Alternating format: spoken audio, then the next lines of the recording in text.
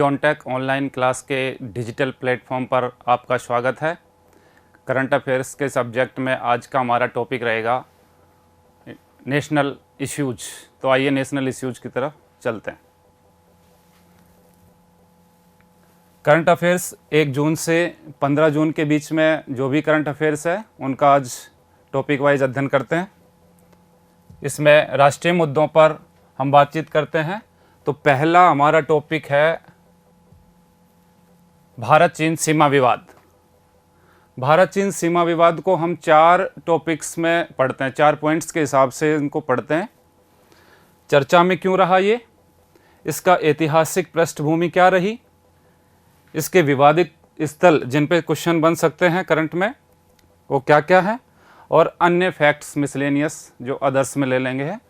तो पहले देखते हैं हम इसका मैप। सबसे पहले हम चाइना और इंडिया का जो बॉर्डर डिस्प्यूट है इसको समझने से पहले हम देखते हैं कि भारत और चाइना की सीमा कहाँ से कहाँ तक कितनी लंबी है और कौन कौन से स्टेट हमारे चाइना के साथ में बॉर्डर साझा करते हैं। तो देखते हैं इसको मैप में, देखते हैं आप इसको। यहाँ से देखते हैं जम्मू कश्मीर, आजकल लद्दाख टेरिटरी है ये, जम्मू कश्मीर स्टेट का दर्जा इसका समाप्त कर दिया गया है। और अरुणाचल तक चाइना की बाउंड्री लगती है, अरुणाचल प्रदेश तक 4 स्टेट और एक यूटी, लद्दाख, हिमाचल प्रदेश, उत्तराखंड, सिक्किम और अरुणाचल प्रदेश, जिसमें सबसे ज़्यादा देखिए ये पूरी बाउंड्री जो है ये 3488 किलोमीटर की बाउंड्री है, बॉर्डर है ये, और इसको मैकमोहन रेखा के नाम से जाना जाता है।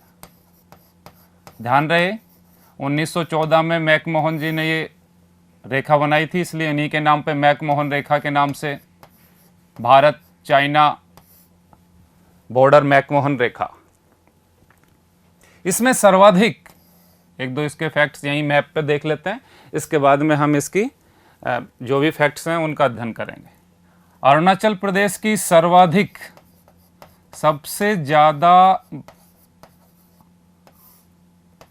अरुणाचल प्रदेश की सीमा लगती है चाइना के साथ में, और कम सिक्किम की। सबसे कम बॉर्डर साझा करता है सिक्किम। अभी जो जो चर्चित स्थल हैं उनको लास्ट में पॉइंट के हिसाब से देखेंगे, लेकिन एक बार हम मैप समझ लेते हैं, उसके बाद में अन्य जो फैक्ट्स हैं समझने में आसानी रहेगी, कि जैसे गलवान घाटी, चुंबी घाटी, ठीक है। तो यहाँ ये अक्साई चीन है, ये यहाँ जो चाइना का ये बॉर्डर है इसको रेड में थोड़ा सा दिखाया गया है। चाइना का हिस्सा है अक्साई चीन, और ऑटोनोमस एरिया है ये चीन का, अक्साई चीन, ठीक है। ये चाइना और इंडिया का बॉर्डर है। अब देखते हैं इसका ऐतिहासिक पृष्ठभूमि क्या रही। क्या शुरुआत से ही भारत और चाइना के रिश्ते ऐसे थे? नहीं, प्रारंभ में बहुत ही मधुर संबंध थे भारत और चाइना के। ये तो 1954 तक हिंदी चीनी भाई भाई का नारा दिया गया। पंडित जवाहरलाल नेहरू ने चाइना के प्रेसिडेंट के साथ में मिलकर पंचशील समझौते किए। लेकिन टेंशन कहाँ से बढ़ती, इसकी जड़ें, जो आज भारत और चाइना का जो बॉर्डर डिस्प्यूट है इसकी जड़ें कहाँ हैं, इसको हम इतिहास में जाके देखते हैं, तब आज का सिनेरियो समझ में आएगा। तो देखते हैं। ये चर्चा में इसलिए रहा है, 15 जून को 20 भारतीय जवान शहीद हुए हैं और चाइना के भी काफ़ी संख्या में मारे गए हैं। 1914 में, ध्यान दें, 1914 में शिमला समझौता, पूछ सकता है कि मैकमोहन रेखा का निर्धारण किस समझौते के तहत किया गया है। तो शिमला समझौते के साथ 1914 में इसका निर्धारण किया गया, और 3488 किलोमीटर लंबी सीमा रेखा है। बांग्लादेश के बाद में दूसरी लंबी, बांग्लादेश सबसे ज़्यादा। इसको आप देखें कि सबसे ज़्यादा जो बॉर्डर लगता है वो बांग्लादेश के साथ में लगता है हमारा। इसको अगर हम आरोही क्रम में एक एक पॉइंट्स को समझते जाते हैं, जो सीमा का आरोही क्रम अवरोही क्रम हम देखें, घटते हुए क्रम में अगर हम इसको देखते हैं तो सबसे ज़्यादा भारत का बॉर्डर स्थलीय सीमा बांग्लादेश के साथ में लगती है, फिर इसके बाद में चाइना, फिर पाकिस्तान, और इसके बाद में पाकिस्तान के बाद में नेपाल, 4 नंबर पे नेपाल आता है, और नेपाल के बाद में म्यांमार,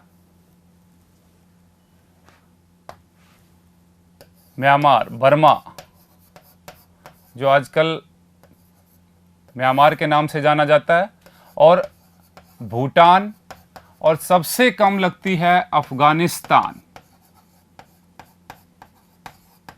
अफगानिस्तान की सबसे कम बॉर्डर लगता है, हालांकि करंट में हम टच में नहीं है। देखते हैं बांग्लादेश के साथ में, इन्हीं पे हम देख लेते हैं कि इसमें बॉर्डर के साथ में कौन कौन सी सिक्योरिटी फोर्सेस इस बॉर्डर की सुरक्षा करती हैं। बांग्लादेश, यहाँ पे बीएसएफ, चाइना के बॉर्डर पे आईटीबीपी,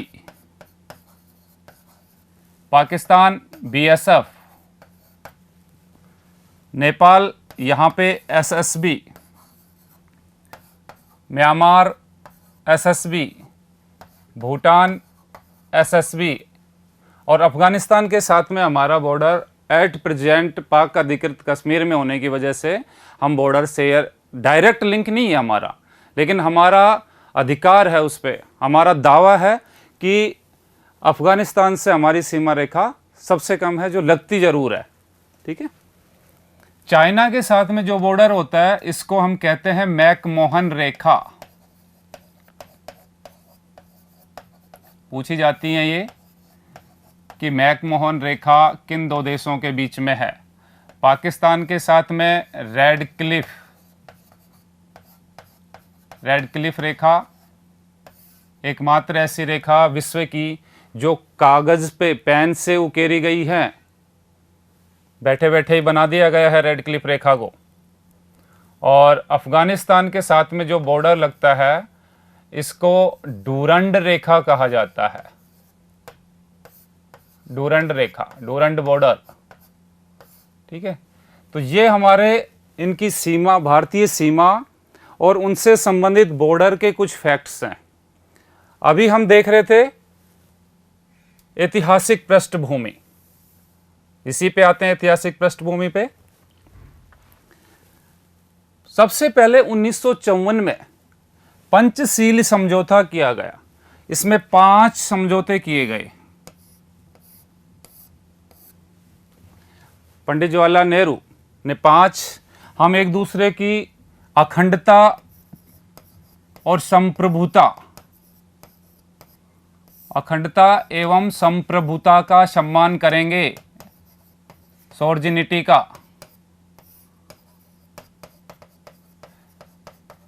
अनाक्रमण की नीति, एक दूसरे पर आक्रमण नहीं करेंगे। और परस्पर शांतिपूर्ण सह अस्तित्व,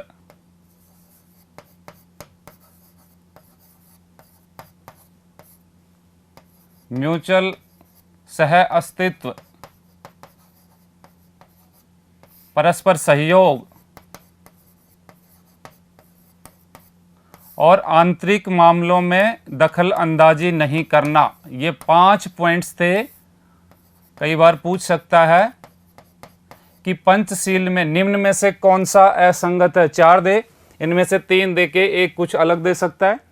ये 5 पॉइंट्स पंचशील समझौते के तहत आते हैं, जो भारत और चाइना के बीच में 1954 में हुए थे। यहाँ तक सब कुछ शांतिपूर्ण चल रहा था, लेकिन दिक्कत कहाँ से शुरू होती है। 1959 चीन का तिब्बत पर आक्रमण हो गया। चीन ने तिब्बत पर आक्रमण कर दिया और तिब्बती शरणार्थी, जब भारत में तिब्बतियों ने, दलाई लामा तिब्बतियों का जो बौद्ध धर्मगुरु है, 1959 का सिनेरियो यहाँ पे देखते हैं कि चीनी आक्रमण,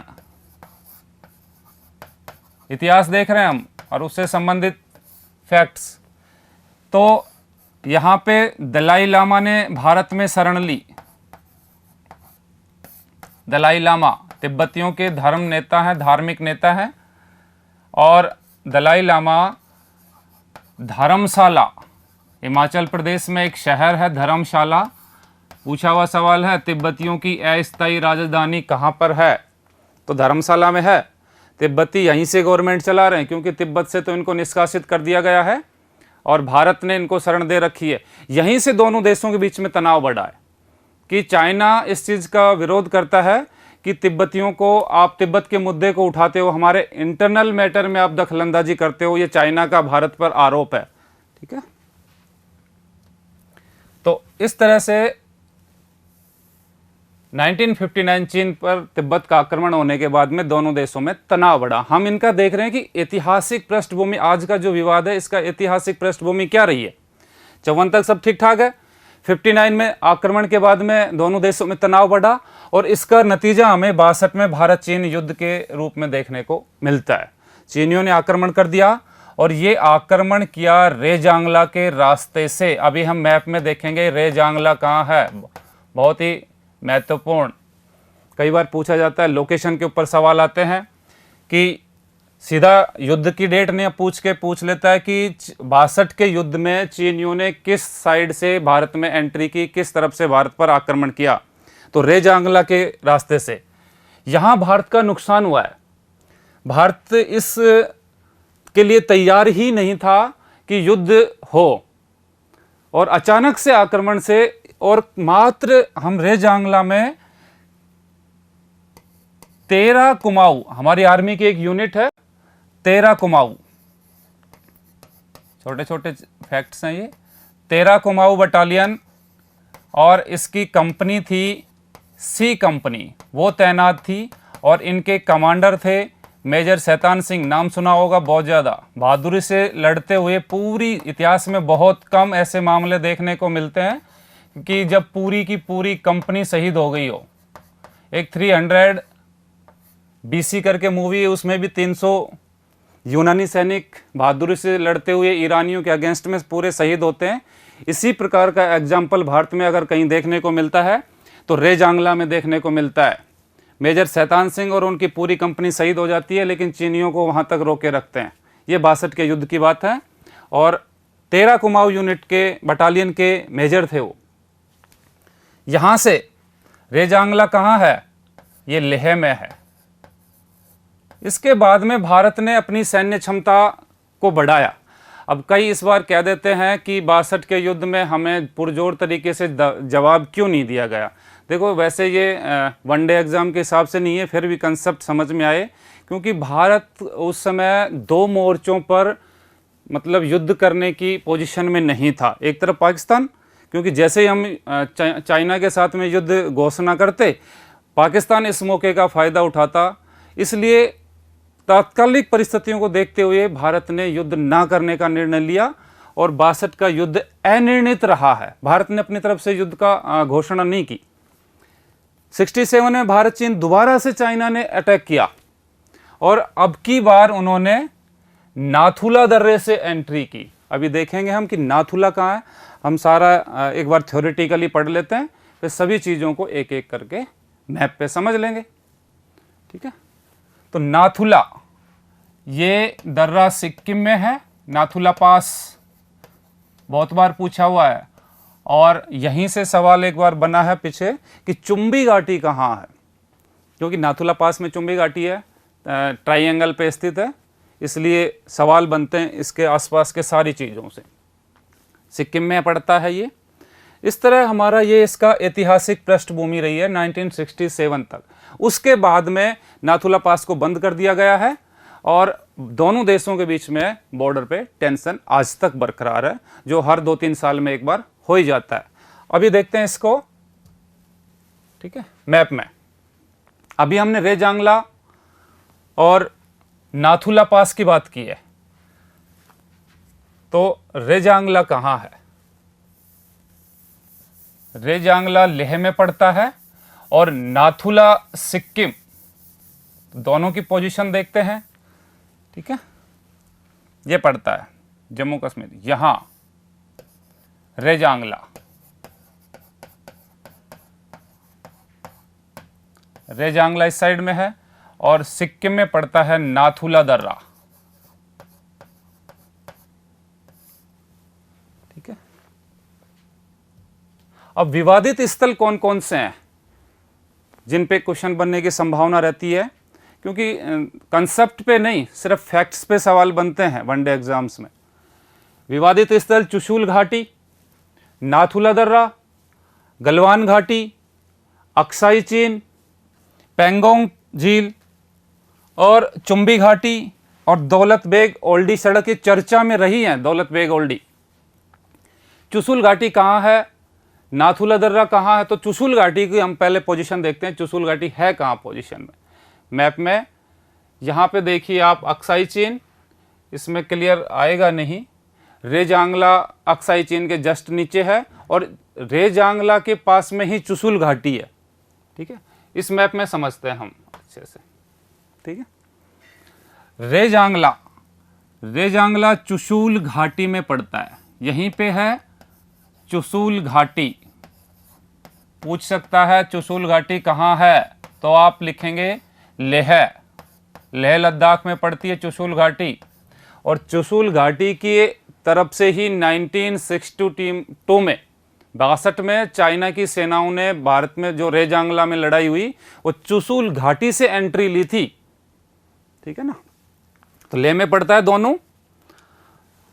अभी यहीं पे गलवान घाटी है, देखिए आप इसको ऐसे समझिए।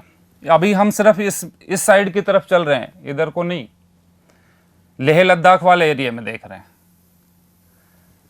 अगर गलवान घाटी पे जिस पे 20 भारतीय सैनिक शहीद हुए हैं, जहां पे झड़प हुई, ये इसकी लोकेशन ऊपर अक्साई चीन, ये अक्साई चीन है यहाँ पे, तो यहां से गलवान नदी निकलती है, लेह में आती है, और ऊपर से इसको पूरे ऐसे समझते हैं। यह है श्योक नदी, श्योक नदी, और एक है गलवान नदी, श्योक रिवर, यह है गलवान रिवर। गलवान घाटी इसी में है, तो इसी के आसपास भारतीय पेट्रोलिंग करते हैं सैनिक, नदी के आसपास, गलवान नदी के आसपास। और ये गलवान नदी श्योक नदी में आके मिल जाती है। ठीक है, श्योक नदी में आके मिल जाती है, और इसी के पैरेलल श्योक नदी के पैरेलल भारत ने दौलत बेग, जो अभी हमने लिखा है, ये है दौलत बेग ओल्डी सड़क, श्योक नदी के पैरेलल है। पूछा कि श्योक नदी के पैरेलल कौन सा रोड निर्मित, यही टेंशन है असली, तो बाकी बहाने हैं, क्योंकि भारत ने बॉर्डर तक जाने वाला एक रोड मैप बनाया है, रोड बनाया है, दौलत बेग ओल्डी सड़क कहते हैं इसको, और ये श्योक नदी के पैरेलल चलता है। क्योंकि अगर यहाँ पे चाइनीज सैनिक यहाँ आते हैं तो हमारा ये रोड उनके कब्जे में आ सकता है, इसलिए भारतीय पेट्रोलिंग को उन्होंने यहाँ पे रोका और यहीं पे इनकी झड़प हुई। ये गलवान घाटी लेह में पड़ती है, दौलत बेग ओल्डी सड़क श्योक नदी के आसपास है, और दोनों यहाँ पे मैच करती, सबमर्ज हो जाती हैं दोनों। तो ये है गलवान नदी, गलवान घाटी, दौलत बेग ओल्डी सड़क, तीनों की पोजीशन समझ में आई। अभी चलते हैं इससे आगे। ठीक है, चुशूल घाटी। अभी इधर आते हैं चुंबी घाटी। अभी 67 की जो हम बात कर रहे थे, यहां पे सिक्किम में ट्राइंगल बनता है एक ऐसे, ठीक है, ट्राइंगल। यहां भूटान है, यहां इंडिया है, और ऊपर चीन है। ठीक है, तीनों के ट्राइंगल पे स्थित है नाथुला दर्रा, और यहीं पे है चुंबी घाटी, सिक्किम में पड़ती है ये चुंबी घाटी, सिक्किम में। लोकेशन कभी भी पूछे, क्योंकि इस पे सिर्फ लोकेशन के सवाल आते हैं कि ये कहाँ स्थित है, ये कहाँ स्थित है। ठीक है, अब ये आप लोगों का पूरा मैप समझ में आया कि लड़ाई क्या है। अभी जो लड़ाई चल रही थी वो यहाँ पे है, लेकिन यहाँ भी चलती रहती है चुंबी घाटी में। ठीक है, अब चलते हैं नेक्स्ट उस पे, विवादित स्थल पेंगोंग झील, अक्साई चीन, पेंगोंग झील, और ये सब हमने देख लिया। पेंगोंग झील क्यों चर्चा में है, मैप में समझते हैं इसको कि लेह में इसके बॉर्डर के आसपास, LAC बोलते हैं इसको, भारत चाइना का जो बॉर्डर है इसका नाम है LAC। ठीक, LAC line of actual control.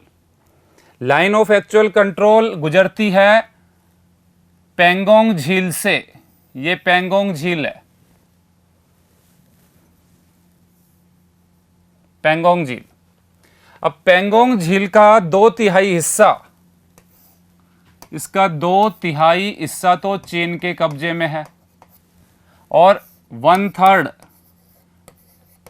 Map में थोड़ा ज्यादा आ रहा है इधर, ये भारत के कब्जे में है। 1/3 भारत के कब्जे में है। तो इस पे सवाल पूछे बन सकता है कि LAC किस झील के बीचों बीच से गुजरती है, किस झील के मध्य से गुजरती है। तो LAC पेंगोंग झील के मध्य से गुजरती है। ठीक है, क्लियर। अब चलते हैं आगे। सारे विवादित स्थल अपन ने देख लिए, अभी और विवादों में है। इसके बाद में चलते हैं, अन्य एक बन रहा है कोहाला पन बिजली परियोजना, चाइना के सहयोग से बन रहा है। ये कोहाला जो पन बिजली परियोजना है चीन के सहयोग से निर्मित हो रही है। इसकी भी लोकेशन देखेंगे। फैक्ट्स के साथ में अगर आप लोकेशन देखते हो तो चीज़ें मैप के हिसाब से क्लियर होती हैं। और पाकिस्तान में है ये, पाकिस्तान बना रहा है चीन के सहयोग से, और किस नदी के ऊपर बना रहा है, झेलम नदी के ऊपर। क्लियर। फिंगर पहाड़ियां क्या हैं, ठीक है। और इसी के साथ में चाइना पाकिस्तान इकोनॉमिक कॉरिडोर, ये भी चर्चा में रहा है। ग्वादर बंदरगाह, ये भी चर्चा में रहा है, पूछा हुआ सवाल है ये। यहां से चुंबी घाटी और ग्वादर बंदरगाह दोनों ही सवाल पूछे जा चुके हैं पहले। तो ग्वादर बंदरगाह है पाकिस्तान का, जिसको चाइना डेवलप कर रहा है। चाइना क्यों कर रहा है ये अभी मैप से समझते हैं हम सारा। ये तीनों ही चीजें, फिंगर पहाड़ियां, चाइना पाकिस्तान इकोनॉमिक कॉरिडोर और ग्वादर बंदरगाह, क्यों चर्चा में है, क्या इन पे डिस्प्यूट है, और भारत इसका विरोध कर रहा है। भारत इस इकोनॉमिक कॉरिडोर का विरोध कर रहा है। और क्यों किया जा रहा है इसका विरोध? चाइना की जो पॉलिसी है उसका क्या नाम है, चीन की फॉरेन पॉलिसी, चीन की विदेश नीति। यहां से सवाल बना हुआ है, चीन की विदेश नीति पूछा है। स्ट्रिंग ऑफ पर्ल किस कंट्री की विदेश नीति का हिस्सा है? तो चाइना क्या है, मोतियों की माला या स्ट्रिंग ऑफ पर्ल? मोतियों की माला। मोतियों की माला इसलिए कहा जाता है इसको क्योंकि चाइना एक एक करके धीरे धीरे भारत और इसके आसपास के पड़ोसी देशों को लपेटे में ले रहा है। इधर श्रीलंका, पाकिस्तान, म्यांमार, यहाँ तक कि नेपाल में भी साम्यवादी सरकार है। नेपाल ने भी अभी हाल ही में देखा होगा आपने कि नेपाल और भारत के बीच में भी बॉर्डर तनाव बढ़ रहा है, वो इसके बाद में जस्ट हम देखेंगे।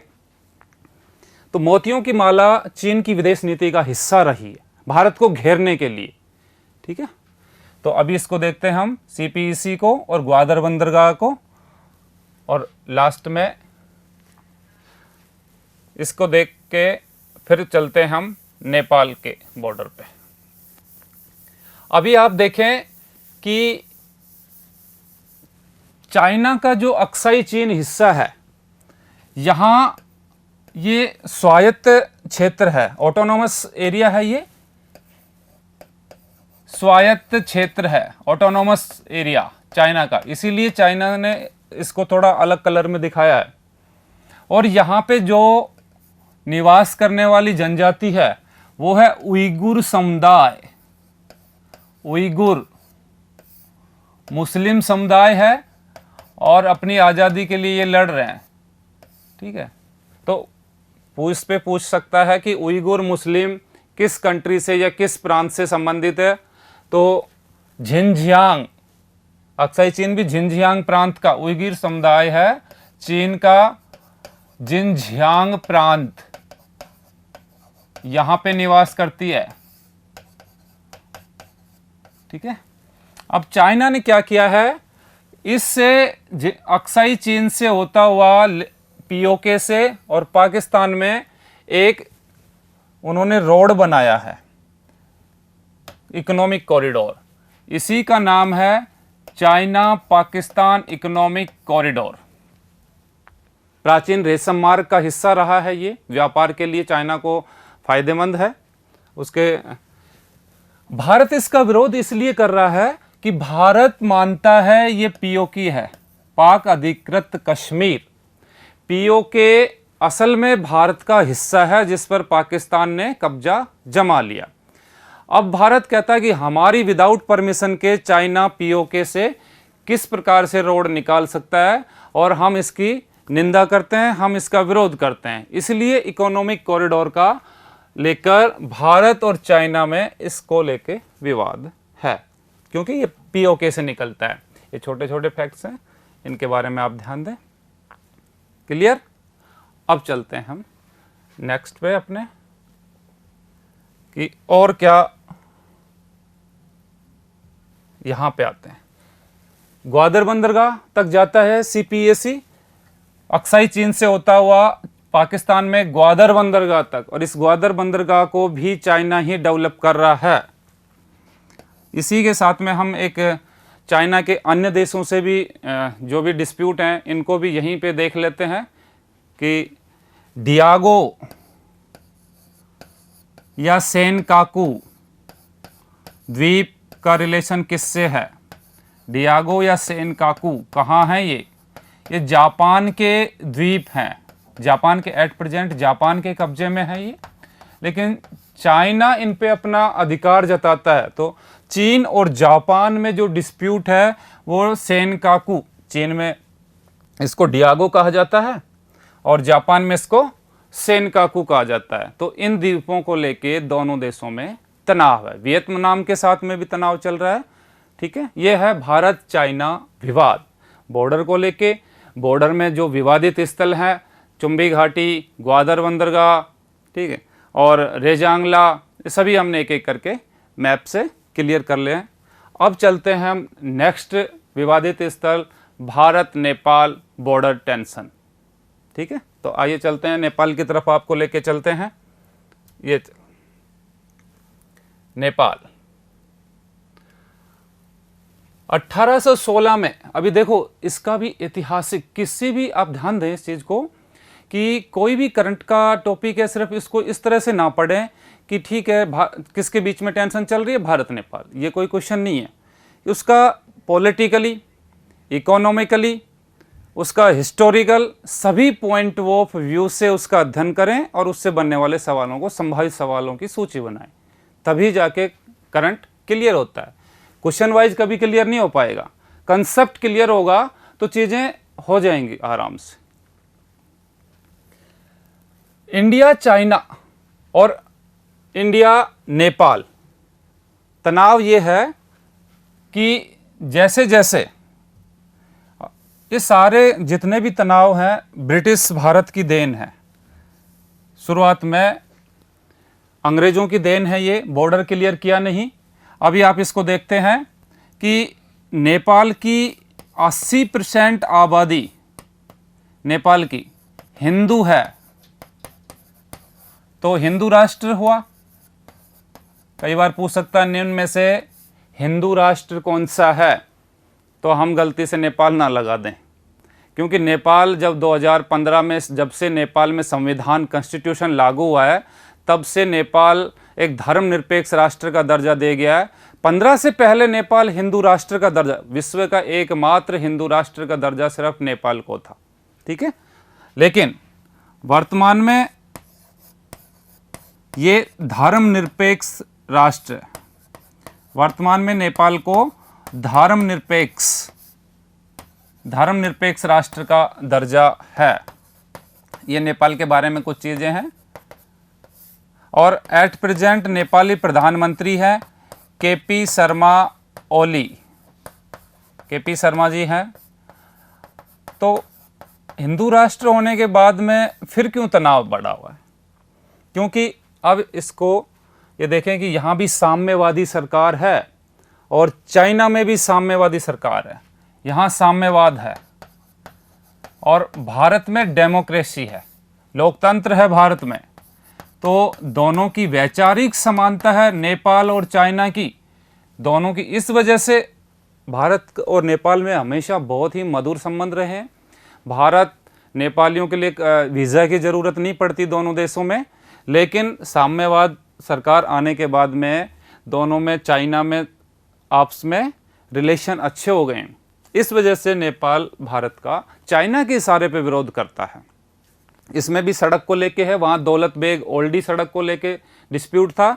यहाँ पे अभी क्या हुआ, भारत ने, यहाँ मानसरोवर है, ध्यान दें, कैलाश मानसरोवर चाइना में है, शंकर जी का निवास स्थान बताते हैं हमारे धार्मिक ग्रंथों में, कैलाश मानसरोवर। तो यात्रा के लिए जाते हैं लोग, चाइना में है, तिब्बत में है। तो यहीं से देखें आप, लिपुलेख दर्रे से, ये लिपुलेख पास है, लिपुलेख दर्रा, ठीक है, उत्तराखंड में पड़ता है। यहां से 80 किलोमीटर की हमने एक सड़क बनाई है, 80 किलोमीटर। तो चाइना को ये डर है, क्योंकि यहां से जस्ट चाइना सटा हुआ है, तो चाइना को इसमें सामरिक दृष्टि से नुकसान है। वहां दौलत बेग ओल्डी सड़क को लेकर नुकसान था, तो उसने नेपाल को उकसाकर इस सड़क का विरोध करवाया। अब बॉर्डर पे क्या लड़ाई है, ठीक है ना, ये बॉर्डर है, कोई दिक्कत नहीं है। 1816 में सुगोली की संधि, अंग्रेजों ने क्या किया, गोरखाओं को हरा, नेपाल के गोरखा, अंग्रेज और गोरखाओं के बीच में जब युद्ध हुआ, तो उस समय, उससे पहले तीस्ता, नेपाल इनके बीच में था, तीस्ता नदी, सतलुज और तीस्ता, सतलुज और तीस्ता नदी को लेके विवाद था इन दोनों में, ठीक है। ये सतलुज मान लो, सतलुज नदी, और एक साइड में तीस्ता, सतलुज और तीस्ता नदियां, इनके बीच के हिस्से को नेपाल की बाउंड्री थी, यहां तक काफी बड़ा फैला हुआ था, ठीक है। बॉर्डर में हम यहां तक ले सकते हैं, इधर तक काफी दूरी तक। लेकिन 1816 में जब गोरखा हार गए, तो इनका बॉर्डर सतलुज तक ना रह के यहां सिर्फ काली नदी तक रह गया, काली नदी, और इसे कहते हैं सुगोली की संधि में यह तय हुआ। पूछा जा सकता है सुगोली का संबंध किससे है, नेपाल और भारत से है, कब हुई, ठीक है, 1816 में सुगोली की संधि। सुगोली पड़ता कहाँ है, बिहार के चंपारण जगह में। चंपारण आंदोलन भी है, गांधी जी ने अपना पहला आंदोलन चंपारण से ही शुरू किया था, चंपारण, ठीक है। तो काली नदी से डिस्प्यूट, भाई काली नदी डिक्लेयर कर दिया, काली नदी को बॉर्डर मान लिया गया, फिर डिस्प्यूट होने की बात ही नहीं थी। लेकिन डिस्प्यूट ये है कि काली नदी, आप इसको रिवर को आप देखें इस साइड से, कि ये जो नदी है ये 3 धाराओं से ऐसे निकलती है, और ये, ठीक है, मुख्य धारा है ये लिपुलेख, ये है लिम्प्याधुरा, यहां लिख देता हूं मैं हिंदी में, लिम्प्याधुरा पूछा जा सकता है, लिम्प्याधुरा, और ये है लिपुलेख, लिपुलेख। अब भारत का मानना है कि हमारी बाउंड्री है लिपुलेख तक, जबकि नेपाल का मानना है कि बाउंड्री शुरू होती है लिम्पियाधुरा से। क्यों? क्योंकि काली नदी निकलती है लिम्पियाधुरा से, और हम कहते हैं कि काली नदी निकलती है लिपुलेख से। यही वजह है दोनों में, क्योंकि नदी छोटी छोटी धाराओं से मिलकर बनी है और मुख्य धारा इसमें लिपुलेख से निकलती है, इसलिए भारत इसको लिपुलेख तक बाउंड्री मानता है। अभी तक कोई टेंशन थी नहीं, लेकिन जैसे ही भारत ने 80 किलोमीटर सड़क बनाई, नेपाल का यह मानना है कि हम लिम्पियाधुरा तक हैं। दोनों देशों में ये तनाव है। और अब चलते हैं आगे नेक्स्ट इश्यूज की तरफ, योजनाएं देखते हैं कुछ, और नेपाल विवाद के बाद में अब देखते हैं भारत सरकार की कुछ योजनाओं पर अपन नज़र डालते हैं। गरीब कल्याण रोजगार अभियान कोविड-19 की देन है। गरीब कल्याण रोजगार अभियान, क्योंकि कोविड-19 के चलते बहुत ज़्यादा संख्या में मजदूरों का पलायन हुआ है। इस योजना के तहत इसे प्रधानमंत्री ने बिहार के खगड़िया से प्रारंभ किया है। बिहार से प्रारंभ करने के पीछे बिहार के चुनाव का अभी ताज़ा होना कुछ इससे रिलेशन हो सकता है, लेकिन खगड़िया से प्रारंभ किया गया, इसे पूछा जा सकता है इसको। और इसके तहत 125 दिनों का रोजगार उपलब्ध करवाया जाएगा। मनरेगा की तरह है लगभग कुछ योजना। जैसे मनरेगा में 100 दिन का रोजगार था, तो इसके तहत 125 दिनों का रोजगार उपलब्ध कराया जाएगा। और यह योजना मुख्यतः यूपी, एमपी, उत्तर प्रदेश, मध्य प्रदेश, राजस्थान, बिहार, उड़ीसा, झारखंड आदि स्टेट में चलाई जाएगी। ठीक है, क्लियर। अब इससे आगे नेक्स्ट कुछ इंस्टीट्यूट से संबंधित कुछ रैंकिंग पे नज़र डालते हैं। आप देख सकते हैं इसमें, और उच्च शैक्षणिक संस्थानों से संबंधित अभी रैंकिंग जारी की गई है। इसमें NIRF ranking, national institutional framework report है, इंडिया रैंकिंग 2020। ठीक है, केंद्रीय मानव संसाधन विकास मंत्रालय द्वारा जारी के इसमें हायर एजुकेशनल इंस्टीट्यूट के बारे में रैंकिंग जारी की जाती है। और इसमें ऑल ओवर रैंकिंग में IIT मद्रास का पहला पोजीशन है। इसके बाद में Indian institute of science Bengaluru की सेकंड पोजीशन। ऑल ओवर, ध्यान रहे, ऑल ओवर कैटेगरी में, आप देख सकते हैं इसमें ऑल ओवर कैटेगरी में।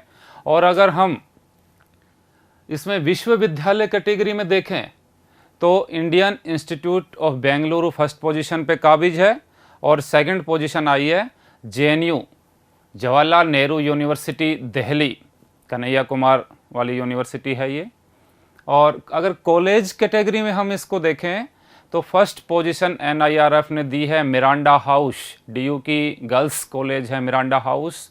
और इसी में इंजीनियरिंग कैटेगरी में हम देखें IIT मद्रास, इंजीनियरिंग कैटेगरी में Indian institute of technology Madras को फर्स्ट पोजीशन दी गई है। और इसी में मैनेजमेंट कैटेगरी में हम देखें तो IIM अहमदाबाद को फर्स्ट पोजीशन, और मेडिकल कैटेगरी में एम्स दिल्ली को फर्स्ट पोजीशन। ये थी NIRF रैंकिंग 2020। केंद्रीय मानव संसाधन विकास मंत्रालय द्वारा यह रैंकिंग जारी की जाती है। हर साल भारतीय संस्थान जो हायर एजुकेशनल इंस्टीट्यूट हैं उनकी पोजीशन से संबंधित रैंकिंग जारी की जाती है। इसी तरह से वर्ल्ड की QS रैंकिंग भी जारी की गई है। साथ ही यहीं पे देख लेते हैं, क्योंकि वो भी हायर इंस्टीट्यूट से संबंधित है। तो आइए देखते हैं, QS रैंकिंग अमेरिका के द्वारा जारी की जाती है। QS वर्ल्ड यूनिवर्सिटी रैंकिंग 2021, यह वर्ल्ड की टॉप 500 इंस्टीट्यूट्स के बारे में जारी किया जाता है। ध्यान रहे 500, जिसमें अब की बार भारत के 21 इंस्टीट्यूट सम्मिलित किए गए हैं। और इसमें भारतीय फर्स्ट पोजीशन है IIT बॉम्बे। ठीक है, IIT बॉम्बे, इसने फर्स्ट पोजीशन भारत की, ध्यान रहे ये भारत की फर्स्ट पोजीशन है। और वर्ल्ड की मैसाचुसेट्स इंस्टीट्यूट ऑफ टेक्नोलॉजी लगातार 9वीं बार कंटिन्यू 9 बार फर्स्ट पोजीशन अपना स्थान बरकरार रखे हुए है। ठीक है, अगर हम आईआईटी बॉम्बे की all over world ranking check करते हैं, इंडिया में फर्स्ट पोजीशन है, लेकिन ऑल ओवर वर्ल्ड रैंकिंग में 172 172वां स्थान, मतलब काफ़ी खराब स्थिति है भारतीय उच्च शैक्षणिक संस्थानों की। इसी से साबित हो रहा है क्यूएस वर्ल्ड रैंकिंग।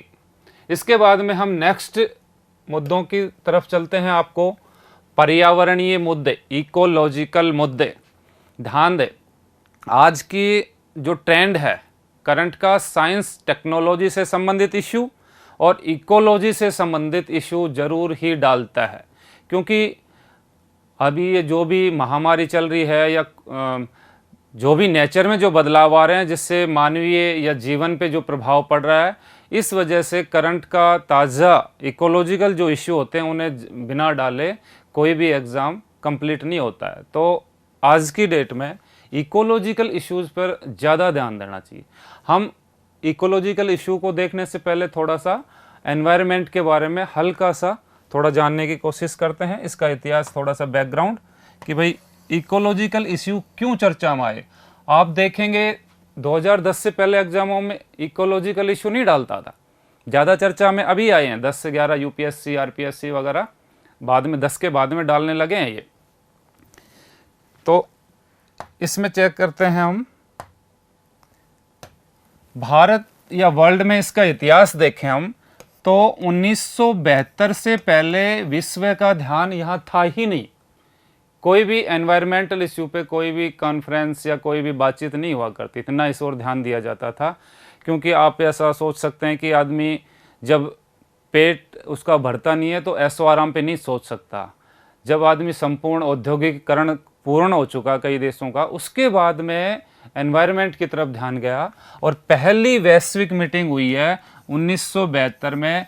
इसे स्टॉकहोम समझौता के नाम से जाना जाता है और ये स्वीडन में पड़ता है। ठीक है, स्वीडन 5 जून को हुआ था ये, 5 जून। इसके बाद में फिर 1988 में एक संधि हुई, मॉन्ट्रियल संधि के नाम से जाना जाता है। देखो ये बैकग्राउंड इसलिए बता रहा हूँ मैं क्योंकि इकोलॉजिकल इशू समझने से पहले इसका थोड़ा सा इतिहास जान लेना जरूरी है। मॉन्ट्रियल संधि, और मॉन्ट्रियल संधि क्यों की गई? ओजोन परत जो टूट रही है, आर्कटिक महासागर के ऊपर ओजोन परत में जो छेद हुआ है, उसको छेद को कम करने के लिए या ओजोन परत के संरक्षण के लिए जो संधि की गई है वो है मॉन्ट्रियल संधि। ध्यान रहे, कई बार पूछ लेता है कब की गई या मॉन्ट्रियल संधि का संबंध किस चीज से है।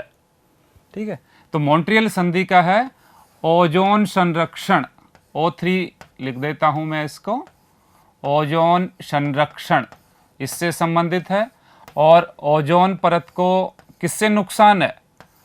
ओजोन परत को CFC से नुकसान हो रहा है। CFC क्या है? क्लोरोफ्लोरोकार्बन। और CFC किससे निकलती है? AC, फ्रिज, रेफ्रिजरेटर, इनसे निकलती है CFC गैस। ठीक है, तो इस पे बैन किया गया CFC के ऊपर और इसकी जगह आजकल HFC यूज की जा रही है।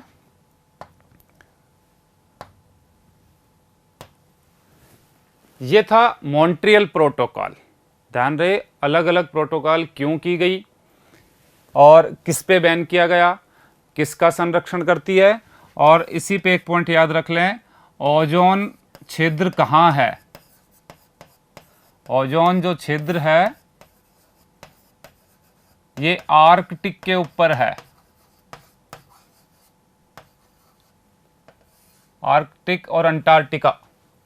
ठीक है, यहीं पे ज्यादा छिद्र है। ये पृथ्वी की घूर्णन गति के कारण है ये सारी पोजीशन। अब इसके बाद में 1988 तक हम आ चुके थे। 1992 यहां पे रियो समिट हुआ।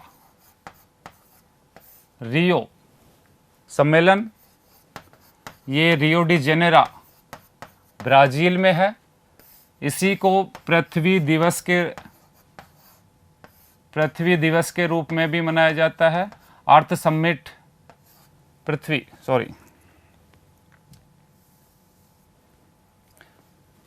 इसको अर्थ समिट पृथ्वी सम्मेलन भी कहा जाता है। अर्थ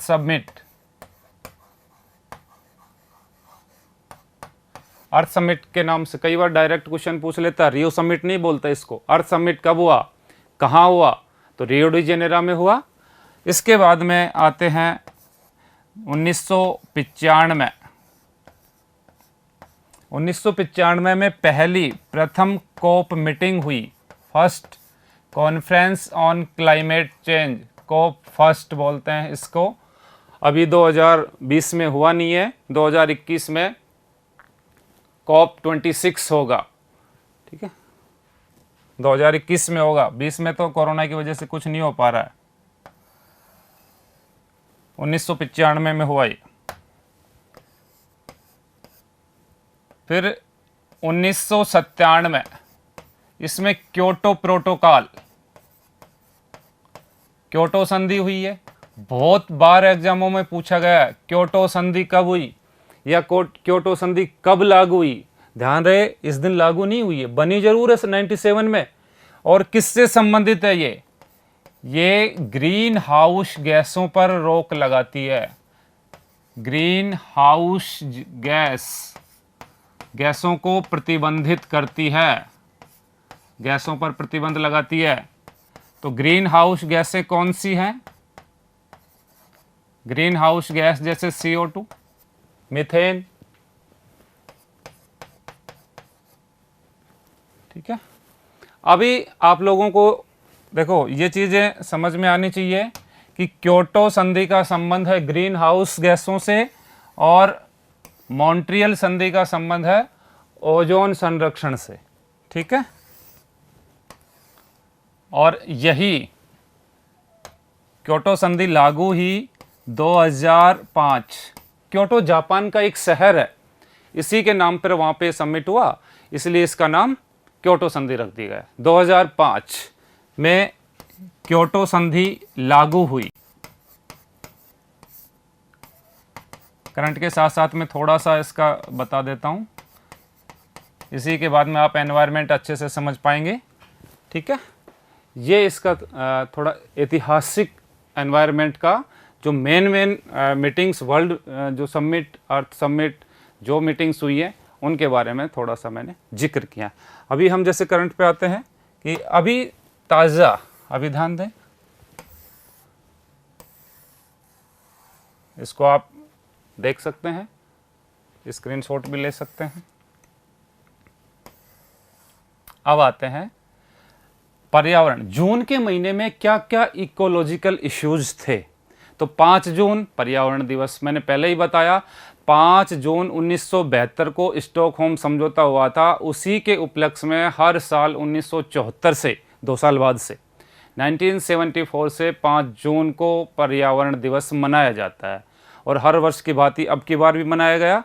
और इसका जो थीम थी इस साल 2020 में, जो 5 जून को पर्यावरण दिवस की थीम थी, ये थी बायोडाइवर्सिटी, जैव विविधता, जीवों की विविधता। ठीक है, तो बायोडाइवर्सिटी भारत में अगर हम इसको देखें, कहाँ है सबसे ज़्यादा बायोडाइवर्सिटी? भारत में। तो भारत में सबसे ज़्यादा बायोडाइवर्सिटी है किस में? पश्चिमी घाट, और पश्चिमी घाट में भी साइलेंट वैली, केरला। भारत में सर्वाधिक बायोडाइवर्सिटी, अगर हम सिर्फ भारत की बात करें, साइलेंट वैली केरल। और ये चर्चित रही है, साइलेंट वैली अभी काफ़ी चर्चा में रही है। देखो, करंट का मतलब ये नहीं है सिर्फ एक फैक्ट्स बता दिया कि 5 जून कब, उसके आगे नेक्स्ट चलें। थोड़ा इसके इर्द गिर्द सारे इसके पॉइंट ऑफ व्यू से पढ़ें, क्योंकि सब सवाल एग्जामिनर जिस हिसाब से सवाल तैयार करता है तो उसका हिस्ट्री, उसका ज्योग्राफी, उसका पॉलिटी, सभी पॉइंट ऑफ व्यू से सोचता है वो। तो 5 जून अगर बायोडाइवर्सिटी शब्द आ गया तो भारत में सर्वाधिक साइलेंट वैली में। और साइलेंट वैली में अभी चर्चा में क्यों रहा? यहाँ पे एक हथिनी, आप लोगों ने सुना होगा कि एक हथिनी को अनानास में विस्फोटक खिला दिया और वो मारी गई। काफ़ी यूट्यूब पे, सोशल साइट्स पे, फेसबुक पे काफ़ी चर्चा में रही। उसके बाद में वहाँ की सरकार ने भी एक्शन लिया है। तो साइलेंट वैली की ही हथिनी थी वो, ठीक है। अब चलते हैं next, EPI index, environment performance index, EPI index. इसमें भारत में हाल ही में जारी पर्यावरण प्रदर्शन सूचकांक के 12वें संस्करण जारी हुआ है ये, और इसमें इंडिया की रैंक 178 नहीं है, 168 है। और भारत के साथ में 168 पे घाना और इंडिया की दोनों की 168 है। हमारे लिए ये थोड़ी सी शर्मनाक बात है, क्योंकि हमारे सारे पड़ोसी देश, इसमें सिर्फ अफ़गानिस्तान को छोड़ के सभी की रैंकिंग हमसे बेहतर है। और पर्यावरण के मामले में जो EPI इंडेक्स बताया है, इसमें भारत की स्थिति अच्छी नहीं है। सिर्फ अफ़गानिस्तान को छोड़ के इसकी 178 है, हमसे 10 स्थान नीचे है। बाकी सभी हमसे बेहतर पोजीशन में। ये अभी जारी की गई है, ये भी जून में EPI इंडेक्स सवाल पूछता है। अभी नेक्स्ट टॉपिक पे, ये लोनार झील काफ़ी चर्चा में रही है। लोनार झील, क्योंकि लोनार झील का पानी गुलाबी हो गया। आप देख रहे हैं इधर, ये पहले ऐसी झील थी। इसके बाद में हाल ही में कुछ दिनों में इसके पर्यावरण में चेंजमेंट आया और लोनार झील हो गई है गुलाबी, अच्छी लगती है दिखने में। तो क्यों हुई है, इसका भी रिसर्च चल रहा है। कह रहे हैं कि एल्गी, इसमें बनने वाली एल्गी के कारण इसका रंग चेंज हुआ है, लेकिन कंफर्म नहीं आया। तो हम देखते हैं कि लोनार झील की लोकेशन कहाँ है, किस टाइप की झील है ये, ठीक है। तो लोनार झील, यह झील महाराष्ट्र में स्थित है, महाराष्ट्र में। और किस टाइप की झील है ये? यह क्रेटर झील, क्रेटर झील का एग्जाम्पल है। क्रेटर किसे कहते हैं? जब कोई भूकंप या गड्ढे में कोई झील बनती है उसे क्रेटर कहते हैं। भूकंप जब निकलता है, लावा निकलता है, तो उसका एक गड्ढा बन जाता है, उसको भी क्रेटर कहा जाता है, ठीक है। तो उसी का एक एग्जाम्पल है ये। और उल्का पिंड के टकराने से बनी है ये झील। पृथ्वी पर उल्का पिंड के टकराने से इस झील का निर्माण हुआ है, उल्का पिंड के टकराने से। तो ये थी महाराष्ट्र की लोनार झील, ठीक है, गुलाबी होने के कारण चर्चा में रही है। अभी हम नेक्स्ट देखते हैं, स्कॉर्पियन मछली बहुत ही दुर्लभ प्रजाति की मछली है और हाल ही में मन्नार की खाड़ी में CFMRI, central marine fisheries research institute के वैज्ञानिकों ने, साइंटिस्टों को प्राप्त हुई है। तो इस पे जो एग्जाम के हिसाब से पॉइंट है, ये मन्नार की खाड़ी में, ध्यान दें कहाँ मिली है, मन्नार की खाड़ी, मन्नार की खाड़ी में प्राप्त हुई है ये सेंट्रल मरीन फिशरीज इंस्टीट्यूट के साइंटिस्टों को। और जहरीली मछली है ये, जहरीली और दुर्लभ प्रजाति की है, बहुत कम दिखाई देती है, अच्छा संकेत है। अब मन्नार कहाँ है, ठीक है, मन्नार की पोजीशन, मन्नार की खाड़ी कहाँ पे स्थित है? मन्नार की खाड़ी तमिलनाडु में है।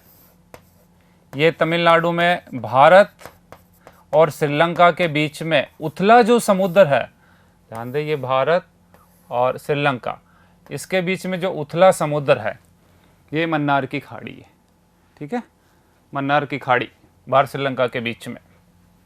अब नेक्स्ट टॉपिक पे चलते हैं, जो इकोलॉजी। हाल ही में गिर अभ्यारण्य चर्चा में रहा है। गिर गुजरात में है और शेरों के लिए प्रसिद्ध है ये। गिर गुजरात, शेरों की धरती गुजरात को कहा जाता है।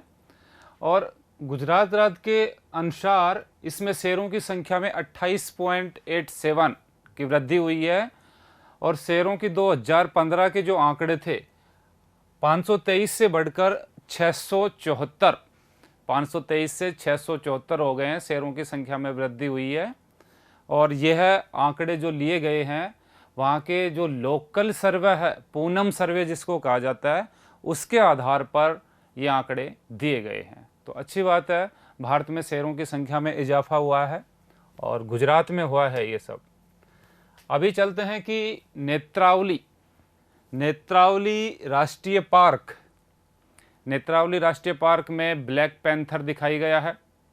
ब्लैक पैंथर बिग कैट प्रणाली का सबसे छोटा जीव है। बिग कैट, बिग कैट में आते हैं टाइगर, बाघ, शेर, पैंथर, ठीक है, ये बिग कैट में आते हैं। तो इस कैटेगरी में सबसे छोटा जीव ये नेत्रावली राष्ट्रीय पार्क गोवा में है। ध्यान दें, इसकी लोकेशन पूछा कि गोवा, गोवा में अन्य कौन कौन से राष्ट्रीय पार्क हैं। इसमें है सलीम अली पक्षी अभयारण्य, सलीम अली पक्षी अभयारण्य कहाँ स्थित है, तो गोवा, ठीक है। इसके अलावा वर्धमान महावीर राष्ट्रीय पार्क, ये भी गोवा में स्थित है। तो यहाँ पे ब्लैक पैंथर, और जो ब्लैक पैंथर है बिग कैट का सबसे छोटा जीव है, बिग कैट श्रेणी का सबसे छोटा जीव, सबसे छोटा जीव है, ठीक है। दुर्लभ प्रजाति का है, कई सालों बाद में दिखाई दिया गया है ये, ठीक है। अब चलते हैं नेक्स्ट टॉपिक, चक्रवात, साइक्लोन, उष्ण कटिबंधीय चक्रवात। तो चक्रवातों को, ताज़ा चक्रवात कौन कौन से हैं, इससे पहले हम देखते हैं कि चक्रवात कहते किसे हैं और चक्रवात की क्या विशेषताएं होती हैं। थोड़ा सा चक्रवात के बारे में हम समझते हैं, फिर इसके बाद में इसका करंट देखते हैं, ठीक है। चक्रवात, साइक्लोन, और एक होता है एंटी साइक्लोन, प्रति चक्रवात, एंटी साइक्लोन। तो दोनों में क्या फर्क है। चक्रवात के केंद्र में, इसको अगर हम प्रेशर के हिसाब से देखें तो दाब इसमें न्यून होता है, लो प्रेशर, और इसमें प्रेशर होता है अधिक, सेंटर में। एंटी साइक्लोन में प्रेशर अधिक होता है सेंटर में, सेंटर जिसको नेत्र भी कहा जाता है। चक्रवात का जो सेंटर होता है उसको आई ऑफ साइक्लोन कहा जाता है। पहला पॉइंट। अगर हम इसकी दिशा, डायरेक्शन देखें कि साइक्लोन कैसे गति करता है, तो अगर हम देखें इसको दो भागों में बांट के देखें पृथ्वी को, ये हम नॉर्थ, ये साउथ, अलग अलग गोलार्धों में अलग अलग डायरेक्शन होती है, दोनों की, साइक्लोन की भी और एंटी साइक्लोन की भी। अगर एक आपने याद रख लिया तो दूसरा अपने आप याद आ जाएगा। यहाँ पे देखें चक्रवात की जो उत्तरी गोलार्ध में दिशा होती है वो घड़ी की सुइयों के विपरीत दिशा में होती है। तो साउथ, दक्षिणी गोलार्ध में जस्ट इसके अपोजिट कर दें आप। जब भी आप देखते होंगे गर्मियों में हमारे राजस्थान में भगोड़िया आते हैं तो उनकी जो डायरेक्शन देखो आप, एंटी साइक्लोन, एंटी क्लॉकवाइज घूमते हैं वो, तो वही है उष्णकटिबंधीय चक्रवात का ही उदाहरण है। तो उत्तरी गोलार्ध में पड़ते हैं तो एंटी क्लॉकवाइज, और यहां पे क्लॉकवाइज। चक्रवात उत्तरी गोलार्ध में एंटी क्लॉकवाइज और दक्षिणी गोलार्ध में क्लॉकवाइज घूमते हैं। वहीं हम प्रति चक्रवात की दिशा देखें तो ये जस्ट इसके अपोजिट, यहाँ नॉर्थ, यहाँ साउथ, तो ये क्लॉकवाइज चलते हैं, क्लॉकवाइज, ठीक है। ये एंटी क्लॉकवाइज, यहाँ क्लॉक, यहाँ ये क्लॉकवाइज चलते हैं, और दक्षिणी गोलार्ध में एंटी क्लॉकवाइज। ठीक है, ये चक्रवात और प्रति चक्रवात। अब अलग अलग जगहों के स्थान पे इनका नाम अलग अलग कर दिया जाता है। नामकरण कैसे किया जाता है? इनका नाम जगह के हिसाब से अलग अलग नाम बोला जाता है इनका। जैसे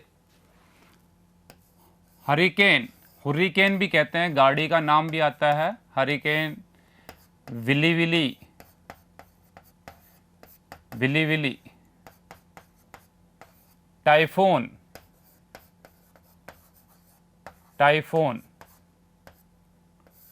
और उष्णकटिबंधीय चक्रवात,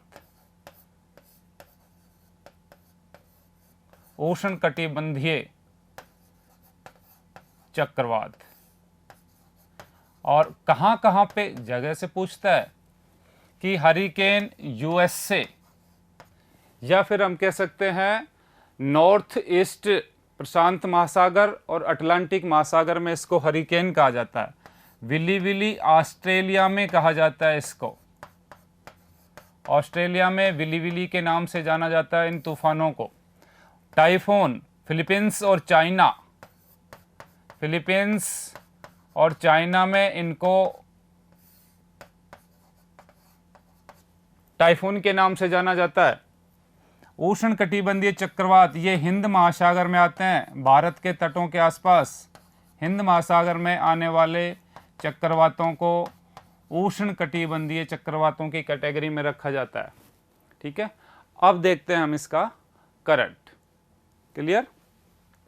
चक्रवात और एंटी साइक्लोन, इनमें अंतर देखा हमने, उनका नामकरण देखा, और अभी कौन कौन से निसर्ग और अम्फान, ये दो तूफान हाल ही में आए गए हैं। अम्फान तूफान, अम्फान पश्चिम बंगाल और उड़ीसा के तटों से टकराया। देखो, इस पे क्वेश्चन इस तरह से भी कर सकता है कि भारत के पूर्वी तटों पर हाल ही में कौन सा तूफान आया। तो ध्यान दें कि पूर्वी तट, ये ईस्टर्न और ये वेस्ट कोस्ट है। यहां पे पूर्वी तटों पे तो आया है अम्फान, और पश्चिमी तट पे आया है निसर्ग। जून के महीने में दो तूफान आए हैं। भारत में मई जून के माह में तूफान आते हैं, साइक्लोन बनते हैं। ये टेम्परेचर और इसका जो प्रेशर दोनों में मई जून के माह में चक्रवातों के लिए उपयोगी है, ऐसा अनुकूल समय है। ठीक है, तो निसर्ग मुंबई और गुजरात तट किस तरफ आया है, या फिर इसको ऐसे भी पूछ सकता है कि अरब सागर में उठने वाला तूफान कौन सा था, या फिर बंगाल की खाड़ी। ठीक है, ये अरब सागर है, अरब सागर, निसर्ग अरब सागर में, और बंगाल की खाड़ी अम्फान। ठीक है,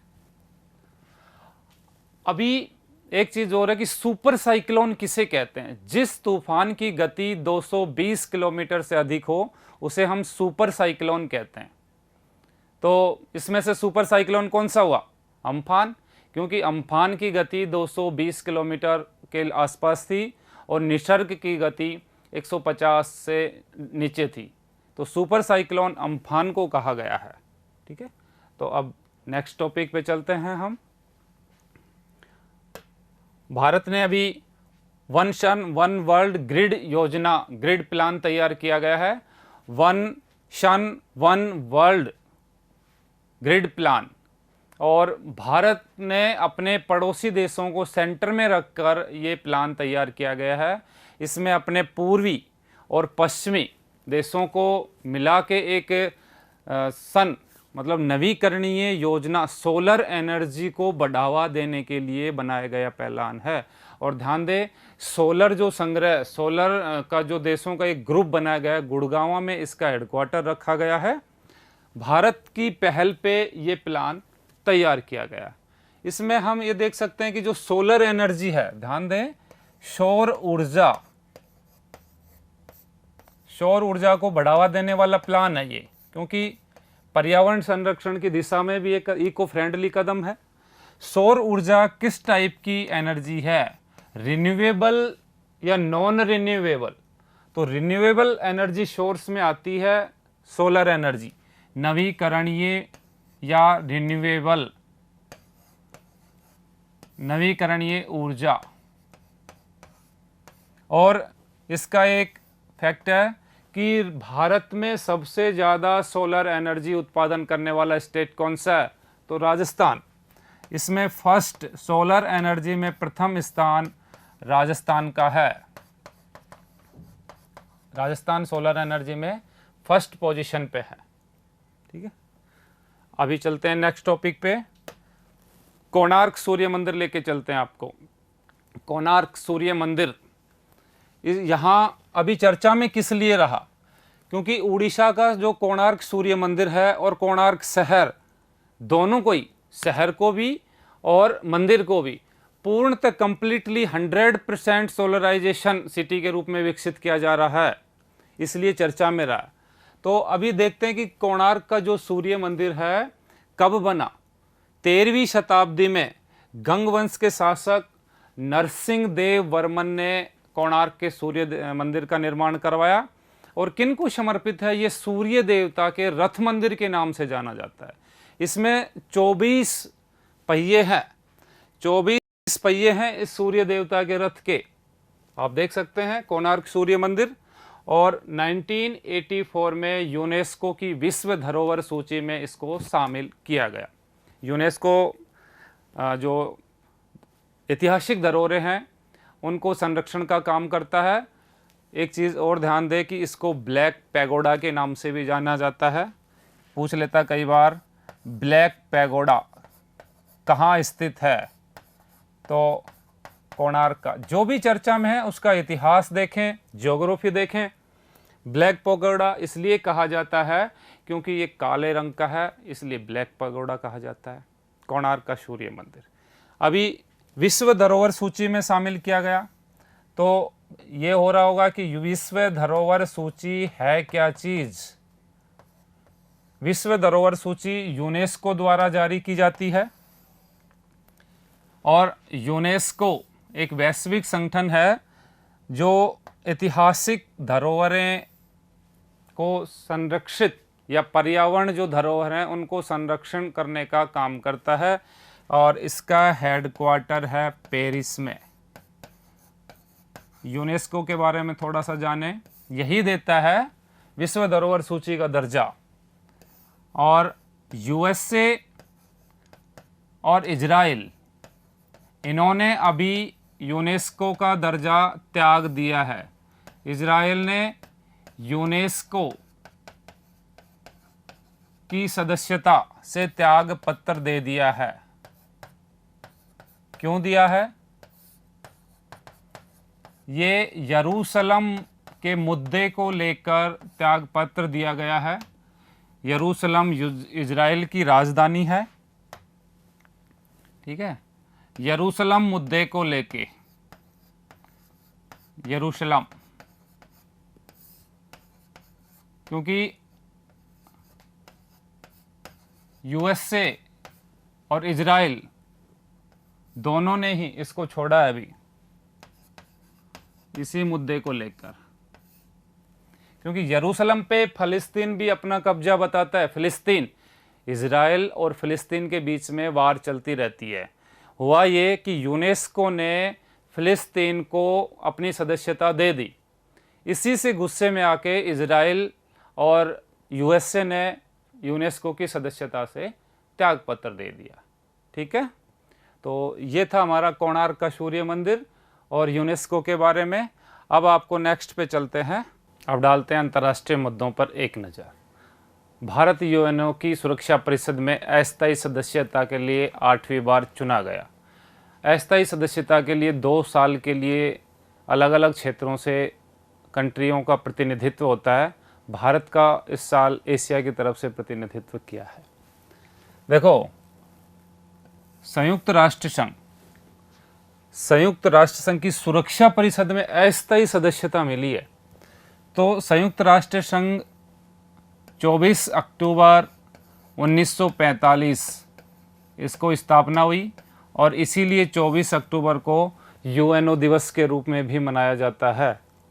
सुरक्षा परिषद की जो अस्थायी सदस्यता, तो स्थायी कौन कौन है, इसको हम रीजनिंग के हिसाब से देखते हैं कि मान लो ये टोटल, यह है महासभा और इसके अंदर है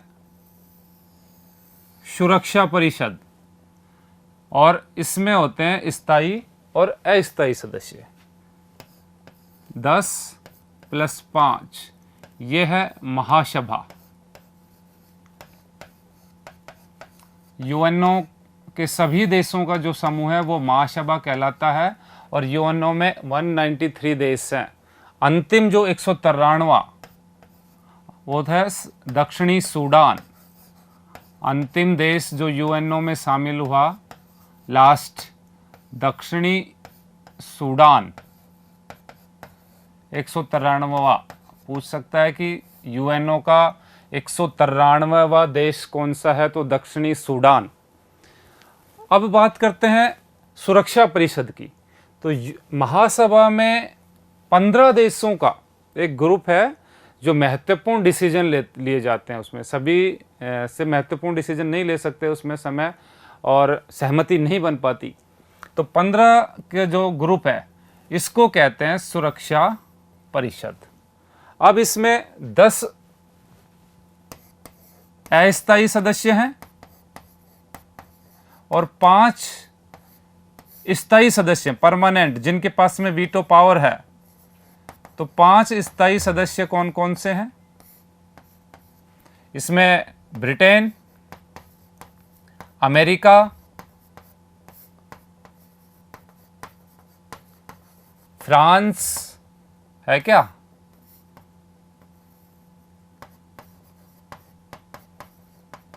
चीन और रूस। ये 5 वीटो पावर वाले देश हैं।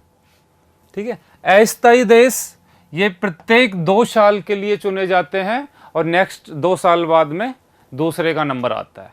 इस तरह से यूएनओ की भारत को अस्थायी मेंबरशिप मिली है। अब देखते हैं नेक्स्ट इंटरनेशनल टॉपिक। भारत और ऑस्ट्रेलिया के बीच में द्विपक्षीय ऑनलाइन शिखर सम्मेलन, कोविड-19 के चलते ऐसा हुआ है क्योंकि अभी फेस टू फेस शिखर सम्मेलन आयोजित नहीं किए जा रहे हैं। तो ऐसा करने वाला ऑस्ट्रेलिया पहला देश बन गया। भारत के साथ में ऑनलाइन शिखर वार्ता करने वाला देश ऑस्ट्रेलिया। ठीक है, पहली मीटिंग्स। और 2+2 वार्ता हमारी जापान और यूएसए के साथ में भी है, लेकिन ऑनलाइन जो द्विपक्षीय शिखर सम्मेलन संपन्न हुआ है वो ऑस्ट्रेलिया के साथ में। ध्यान रहे, पहला देश बना है ऐसा। अभी Bharat artificial intelligence global partnership on artificial intelligence GPAI, इसका हेडक्वार्टर पेरिस में है। GPAI का GPAI इसका हेडक्वार्टर पेरिस फ्रांस में है। Global partnership on artificial intelligence इसका संस्थापक सदस्य बन गया है। आर्टिफिशियल इंटेलिजेंस क्या होता है? कृत्रिम बुद्धिमत्ता। इससे तात्पर्य रोबोट से है एक तरह से। अभी हाल ही में सोफिया रोबोट आई थी भारत, वो भी AI का एग्जाम्पल है। मतलब ह्यूमन के अंगों से बना हुआ एक रोबोट। ठीक है, सोफिया इसी से जुड़ा हुआ है, रोबोट से। तो मैं बता देता हूं कि सोफिया जो अरब का एक रोबोट है, सोफिया, ये ह्यूमैनॉइड के नाम से जाना जाता है। ह्यूमैनॉइड रोबोट है सोफिया रोबोट। तो भारत GPA का संस्थापक, ध्यान रहे, संस्थापक सदस्यों में बना है, बाद में नहीं। अब चलते हैं आर्थिक मुद्दों पे एक नजर डालते हैं। 1 से 15 जून के आर्थिक मुद्दों। अभी अनकटाड ने FDI की रिपोर्ट जारी की। अनकटाड एफडीआई निवेश से संबंधित रिपोर्ट जारी करता है, वैश्विक ऑर्गेनाइजेशन है जो निवेश से संबंधित रिपोर्ट जारी करता है, और इसमें भारत का अब गिर के स्थान नीचे गिरा है, 9वां स्थान भारत का आया है। ध्यान रहे, इससे पहले हम दूसरे तीसरे पे चलते थे, 9वें स्थान पर महामारी के चलते हुए एफडीआई कम आया है। अब एफडीआई क्या चीज़ है, इसको भी थोड़ा सा समझ लेते हैं। एफडीआई निवेश दो तरह से आता है, इन्वेस्टमेंट 91 के बाद में हमने जैसे ही मार्केट खोले, 91 के बाद में हमने ओपन मार्केट पॉलिसी अपनाई गई, क्योंकि 91 से पहले हमारी क्लोज्ड इकोनॉमी थी। तो उसके बाद में जैसे ही हमने उदारीकरण एलपीजी सिस्टम को अपनाया तो बाहरी देशों से इन्वेस्टमेंट आया। इन्वेस्टमेंट दो तरीके से आता है, एफडीआई और FII, foreign direct investment FDI, और एक होता है एफआईआई, फॉरेन इंस्टीट्यूशनल इन्वेस्टमेंट। दोनों निवेश ये ज़्यादा अच्छा है इसकी तुलना में, क्योंकि एफआईआई शेयर मार्केट का निवेश भी कहलाता है। ये बाहर बैठे बैठे ही ऑनलाइन शेयर मार्केट का निवेश है ये। और एफडीआई लाने के लिए यहाँ पे इंफ्रास्ट्रक्चर डेवलपमेंट करना पड़ेगा। जैसे जापान नीमराणा अलवर में जापानी जोन बना हुआ है, ये एक प्रकार से एफडीआई है। एडिडास के, नाइकी के जो शोरूम खुले हुए हैं हमारे मार्केट में, ये एफडीआई के तरीका है एक तरह से, क्योंकि उन्होंने यहाँ पे आके अपना मार्केट बनाया है, यहाँ पे अपनी इंडस्ट्री डाली है, तो इसलिए यहाँ पे इंफ्रास्ट्रक्चर डेवलपमेंट किया है, इसको एफडीआई कहते हैं। ये ज़्यादा अच्छा होता है एफआईआई की तुलना में, क्योंकि रिसेशन की जब टाइम आता है तो एफआईआई तुरंत ही निकाल लिया जाता है, जबकि एफडीआई निकालने में टाइम लगता है। दूसरा, यहाँ के लोगों को रोजगार मिलता है, यहाँ टैक्स देना पड़ता है कंपनी को, तो किसी भी देश के लिए एफडीआई ज़्यादा अच्छा होता है एफआईआई की तुलना में। तो एफडीआई में गिरावट देखी गई है, 9वीं पोजीशन पे पहुँच चुका है। भारत का फॉरेक्स, ये बहुत ही अच्छी खबर है। फॉरेक्स मतलब होता है फॉरेन रिजर्व, विदेशी मुद्रा भंडार हिंदी में कहें तो इसको। पहली बार 500 बिलियन डॉलर के पार हो गया है भारत का फॉरेक्स। बहुत ही अच्छी न्यूज़ है, क्योंकि ऐसे रिसेशन के दौर में अब फॉरेक्स किसको मिला के कहेंगे हम फॉरेक्स, इसमें गोल्ड, ध्यान दें, फॉरेक्स इसमें गोल्ड को सम्मिलित किया जाता है, डॉलर का जो हमारे पास में डॉलर का मुद्रा भंडार है उसको सम्मिलित किया जाता है, और एसडीआर ये सम्मिलित रूप से हमारे फॉरेक्स कहलाते हैं, मतलब विदेशी मुद्रा भंडार कहलाते हैं। तो और 91 में ध्यान दें, हमारे पास में 91 में सिर्फ 3 महीने का 5 बिलियन डॉलर फॉरेक्स था, और अब 500 बिलियन डॉलर है। कितना मतलब अंतर आया, 100 गुना देखो, क्योंकि उस समय मात्र 90-91 में हमारे पास में 3 महीने का फॉरेक्स बच गया था, क्योंकि कोई भी वस्तु आयात करेंगे तो हमारे पास फॉरेक्स या डॉलर होगी, गोल्ड होगा, उसी से तो हम अपना पेट्रोल डीजल या जो भी कुछ मंगाएंगे। तो आयात करने के पैसे ख़त्म हो गए थे, और इसी वजह से हमने ओपन मार्केट पॉलिसी को अपनाया, मजबूरी में अपनाया था, जो हमारे लिए सही साबित हुई। तो 500 के पार हो गया हमारा फॉरेक्स रिजर्व भंडार। क्या होता है ये हमने देख लिया, इसको फॉरेक्स कहते हैं। रोजगार सेतु योजना मध्य प्रदेश सरकार की योजना है। ये सभी जितनी भी आज नई नई योजनाएं चल रहे हैं, ये सब कोविड-19 के चलते, जिसके तहत मजदूरों का पलायन हुआ है, तो मजदूर बेरोजगार हुए हैं। इसलिए मध्य प्रदेश सरकार ने रोजगार सेतु योजना चलाई है। वहाँ के लोगों को रोजगार, जो भी बेरोजगार या मजदूरों का पलायन हुआ है, उनको उन्हीं के निवास स्थान पर रोजगार देने वाला प्लान है। अभी एक स्वदेश योजना, स्वदेश मूवी आई थी शाहरुख खान की, उसी के नाम के आधार पर वहीं से कुछ इंस्पायर्ड है ये योजना, कि स्वदेश योजना विदेश से भारत लौटने वाले उनकी स्किल के आधार पर इनको रोजगार देने वाली योजना है ये स्वदेश योजना। इसको भारत सरकार ने अभी चालू किया है। अभी इसके आगे और अन्य योजनाएं कौन कौन सी हैं उन पे नज़र डालते हैं। वित्त वर्ष 2020-21, देखो फाइनेंशियल ईयर 2020 और 21 फाइनेंशियल ईयर कब से कब शुरू होता है? वैसे साधारण ईयर तो 1 जनवरी से 31 दिसंबर तक, लेकिन ध्यान दें वित्त वर्ष की शुरुआत होती है 31 मार्च, लास्ट होता है ये 1 अप्रैल से 31 मार्च तक भारत में फाइनेंशियल ईयर माना जाता है। ठीक है, तो 2020-21 के दौरान 1,01,500 करोड़ रुपयों का आवंटन मनरेगा, महात्मा गांधी जो रोजगार गारंटी योजना है उसको किया गया है। मनरेगा में किया जाने वाला सबसे अब तक का सबसे ज़्यादा मतलब सरकार की तरफ से आवंटन है, ये सर्वाधिक आवंटन है। ठीक है, मनरेगा योजना। और ये सब महामारी के देखते हुए, क्योंकि लोगों के रोजगार खत्म हो गए हैं, इसलिए सरकार ने अपना पूरा फोकस सिर्फ इस समय रोजगार देने पे लगाया है कि लोग भूखे ना मारें, जो भी योजनाएं। इसी तरीके से एक चैंपियन योजना चलाई है। चैंपियन योजना भारत सरकार की एक आईसीटी इंफॉर्मेशन टेक्नोलॉजी पर आधारित योजना है, जो एमएसएमई, ये है लघु सूक्ष्म और मध्यम उद्योग, माइक्रो स्मॉल और मीडियम इंडस्ट्री, जो छोटे उद्योग हैं, जूट उद्योग हैं, कालीन उद्योग हैं, या फिर स्कल्पचर के जो उद्योग हैं, इनको राष्ट्रीय और अंतर्राष्ट्रीय स्तर पर एक प्लेटफॉर्म मिले, उनकी एक अच्छी पहचान बने और देश में वो एक चैंपियन बन के उभरें, इसलिए उन्हें एक प्लेटफॉर्म उपलब्ध करवाया गया है। उसका नाम चैंपियन प्लेटफॉर्म रखा, चैंपियन रखा गया। टेक्नोलॉजी से संबंधित है ये।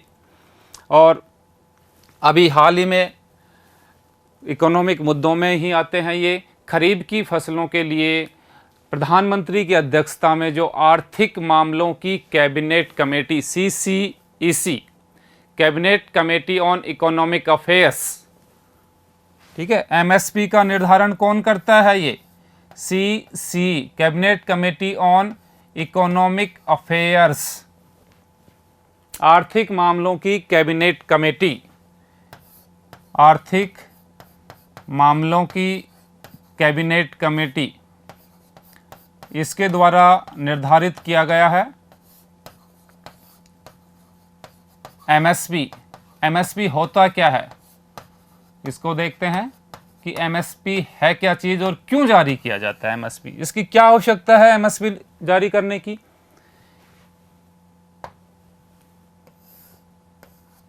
मिनिमम सपोर्ट प्राइस, न्यूनतम समर्थन मूल्य, MSP, मिनिमम सपोर्ट प्राइस, न्यूनतम समर्थन मूल्य। सरकार हर साल फसलों के लिए न्यूनतम समर्थन मूल्य, जिसपे वो सरकार खरीद भी करती है मंडी में, सरकार गेहूं, जौ, चावल की, और सस्ते दामों पे बाद में फिर जनता तक पहुंचा देती है। इससे क्या फ़ायदा होता है MSP से कि एक तो किसानों को उनका उचित मूल्य मिल पाता है। MS स्वामीनाथन रिपोर्ट के आधार पे कहा गया कि किसानों को उनकी लागत का 50% अधिक मिलना चाहिए, कम से कम मतलब डबल मिलना चाहिए, तब तो उन्हें खेती उनके लिए कुछ करें, अन्यथा घाटे का सौदा है। तो इसीलिए किसानों को उनको एक तो उचित मूल्य मिलता है, दूसरा सरकार खरीद करके और गरीब मजदूर या ग्रामीण क्षेत्रों में या दूर दराज इंटीरियर जो क्षेत्र हैं उनमें अपनी एक चैन सिस्टम के थ्रू लोगों तक 1 रुपये, 2 रुपये, 3 रुपये इस तरह से सस्ते दामों पर लोगों को अनाज मुहैया करवाती है। इससे 2 फायदे होते हैं। तो MSP जारी करने वाली कमेटी है कैबिनेट, आर्थिक मामलों की कैबिनेट कमेटी, और इसका अध्यक्ष कौन होता है CCSE का? ये प्रधानमंत्री की अध्यक्षता में होती है, PM की अध्यक्षता में। ठीक है, अभी हाल ही में जारी की गई है कैबिनेट कमेटी की सिफारिश पर। अब आते हैं नेक्स्ट टॉपिक पर, उत्तराखंड की नई राजधानी भराड़ीसैंण। देखिए, उत्तराखंड की ग्रीष्मकालीन राजधानी है ये, और पहले थी देहरादून, वो तो अभी भी है। उत्तराखंड की ग्रीष्मकालीन राजधानी भराड़ीसैंण, देहरादून भी है वहाँ की, और उत्तराखंड के CM हैं त्रिवेंद्र सिंह रावत, उत्तराखंड के मुख्यमंत्री त्रिवेंद्र सिंह रावत। पतंजलि संस्थान भी उत्तराखंड में ही स्थित है और उत्तराखंड से चाइना की सीमा भी लगती है जो, और नेपाल बॉर्डर भी यहीं से डिस्प्यूटेड है उत्तराखंड से। लिपुलेख दर्रा। रिचर्ड डॉकिंस पुरस्कार जावेद अख्तर को, गीतकार, संगीतकार, कथाकार, कहानीकार जावेद अख्तर, उनको रिचर्ड डॉकिंसन पुरस्कार दिया गया है और ऐसा पुरस्कार प्राप्त करने वाले पहले भारतीय बन गए हैं जावेद अख्तर। ठीक है, प्रथम भारतीय हैं ये, जावेद अख्तर प्रथम भारतीय यह पुरस्कार प्राप्त करने वाले। और खेलों में आते हैं तो एशियन फुटबॉल कॉन्फेडरेशन ने भारत को महिला एशियाई कप 2022 की मेज़बानी प्रदान कर दी गई है। 2022 में महिला एशियाई कप की मेज़बानी के लिए भारत को चुना गया है। इससे आगे देखते हैं, कोलकाता बंदरगाह का नाम बदलकर श्यामा प्रसाद मुखर्जी, अभी कैबिनेट ने इसको मंजूरी प्रदान कर दी है। श्यामा प्रसाद मुखर्जी बंदरगाह के नाम से जाना जाएगा कोलकाता। कोलकाता बंदरगाह एक नदी बंदरगाह है, ध्यान दें, समुद्र के पास में यह है नदी बंदरगाह है और हुगली नदी पर, किस नदी पे है? हुगली नदी पर, हुगली नदी पर यह बंदरगाह है। इसका नाम चेंज कर दिया है। श्यामा प्रसाद मुखर्जी बीजेपी के एक तरह से संस्थापक सदस्यों में से हैं। और विश्व साइकिल दिवस 3 जून को राजीव गांधी खेल रत्न पुरस्कार 2020, राजीव गांधी खेल रत्न पुरस्कार क्रिकेटर रोहित शर्मा को दिया गया। खेल रत्न पुरस्कारों में सबसे बड़ा पुरस्कार है ये, ध्यान दें इसके बारे में। खेल पुरस्कारों में सबसे बड़ा पुरस्कार राजीव गांधी, इसके बाद में अर्जुन पुरस्कार आते हैं। सबसे बड़ा खेल पुरस्कार है ये।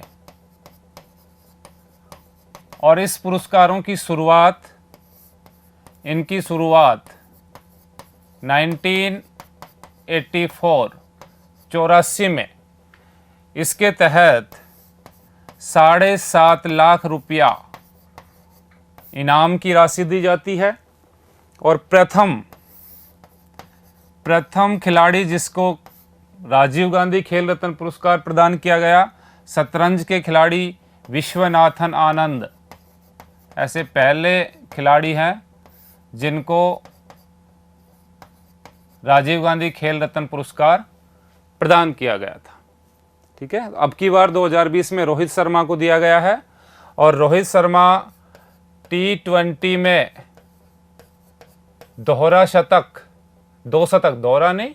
दो शतक लगाने वाले खिलाड़ी हैं। 2 शतक लगाए इन्होंने। और टेस्ट में ओपनर के रूप में, टेस्ट में ओपनर बल्लेबाज के रूप में दोहरा शतक जमाया है। टेस्ट में ओपनर के रूप में, ओपनर के रूप में दोहरा शतक लगाने वाले पहले बल्लेबाज रोहित शर्मा।